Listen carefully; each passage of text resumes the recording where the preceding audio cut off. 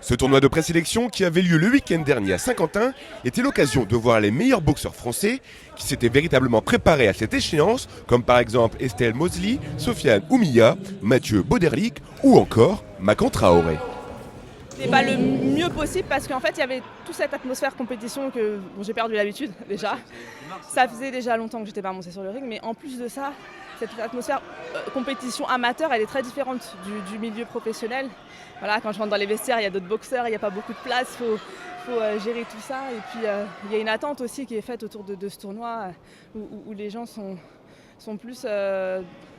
Voilà, ils me connaissent, ils m'attendent, il y en a qui sont un peu en joie de me voir. Donc c'est tout ça mêlé qui fait que je suis contente d'avoir fait cette compétition, d'avoir gagné sans forcément prendre de risques aussi, c'était mon but parce que j'ai d'autres choses qui s'enchaînent qui vont être du très très haut niveau. Donc il ne faut pas prendre de risques, il ne faut pas se blesser. Mais satisfaite et contente. J'aime pas mal la boxe olympique. J'aime cette atmosphère, j'aime cette cadence aussi qu'on peut mettre sur le ring et qu'on doit mettre sur le ring. Donc c'est une boxe que j'affectionne particulièrement, donc contente d'être venue. Soulagé, parce que c'était un moment important pour suivre la route pour Paris. Donc il fallait prouver qu'on était toujours le numéro 1 et avancer pour ensuite arriver aux Jeux Européens au mieux. C'est une nouvelle catégorie et j'avais pas l'habitude de la faire, je n'ai jamais descendu en moins de 51, du coup ça a été dur mais quand même j'ai réussi à le faire donc je suis content.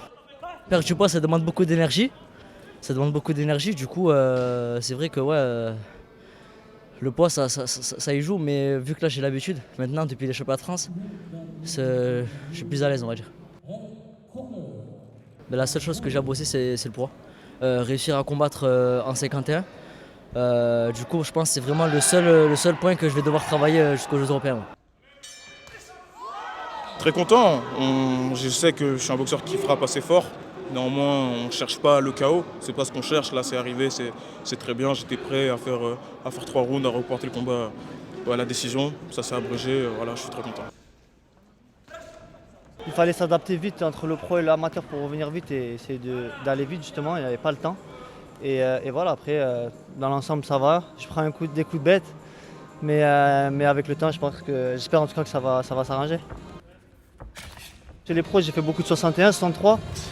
Mais ma vraie catégorie, je pense pour moi, c'est les 60 et 61. Mais j'ai réussi à prendre en muscle avec ma transaction chez les pros. Et comme j'ai déjà fait pas mal de tournois aussi en 63 avant Tokyo, donc je peux dire que je suis un bon et un vrai 63.